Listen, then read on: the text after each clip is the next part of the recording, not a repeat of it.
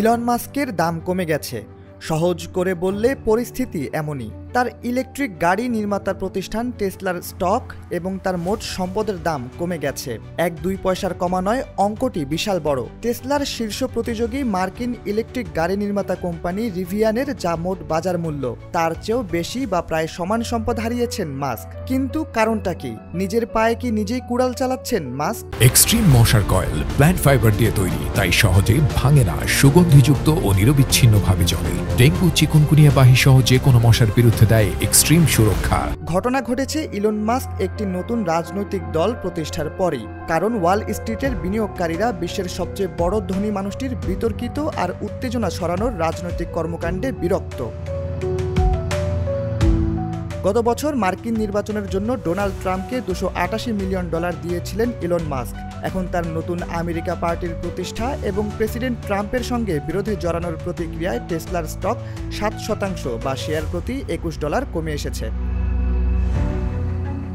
আর্থিক পরিষেবা সংস্থা উইলিয়াম ব্লেয়ারের বিশ্লেষক জেড ডরশাইমার 7 জুলাই সোমবার সংস্থাটির গ্রাহকদের উদ্দেশ্যে একটি নোটে লিখেছেন, বিনিয়োগকারীরা মাস্কের কাছ থেকে বিভ্রান্ত হতে হতে ক্লান্ত হয়ে পড়েছে। গত সপ্তাহে ট্রাম্পের স্বাক্ষরিত মেগা বিলে বৈদ্যুতিক যানবাহনের জন্য কম সহজ ফেডারাল রেগুলেটরি ঋণের পরিষেবা রাখা হয়েছে। এর জন্য টেসলার স্টকে তার রেটিং কমিয়ে আনা হয়েছে। ফোর্বসের সর্বশেষ অনুমান অনুসারে মাস্কের সম্পদ 7 জুলাই সোমবার $12 বিলিয়ন কমে গেছে। তারপরও তার মোট সম্পদ $393 বিলিয়ন, যা এখনও বিশ্বের বৃহত্তম সম্পদ। তো টেসলার বিনিয়োগকারীরা কি ভয় পাচ্ছেন? প্রতিষ্ঠানটি আরম্ভের সময় থেকে শেয়ারের দাম 21% কমে গেছে। টেসলা গাড়ির বিক্রি কমে গেছে। 2025 সালের প্রথম 2 প্রান্তিকে কোম্পানিটির বার্ষিক যানবাহন সরবরাহ সবচেয়ে খারাপ গেছে।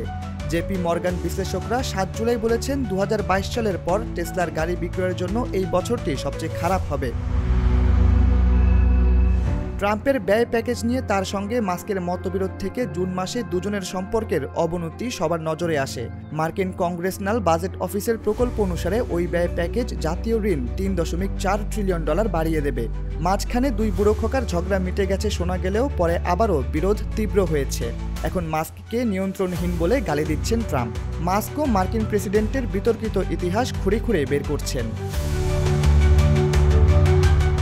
মাস্কের কর্মকাণ্ডে সমর্থন আছে মাত্র 37% মার্কিনের, 55%ই তার পক্ষে নন। আর এই ব্যাপারে কথা বলতে আগ্রহী নন 8% মার্কিনী। এই ধন কুবেরের ওপর চালানো কয়েক ডজন জরিপের গড় হিসাবটি এমনই। যুক্তরাষ্ট্রে তার বিরোধীদের সংখ্যা বাড়ছে।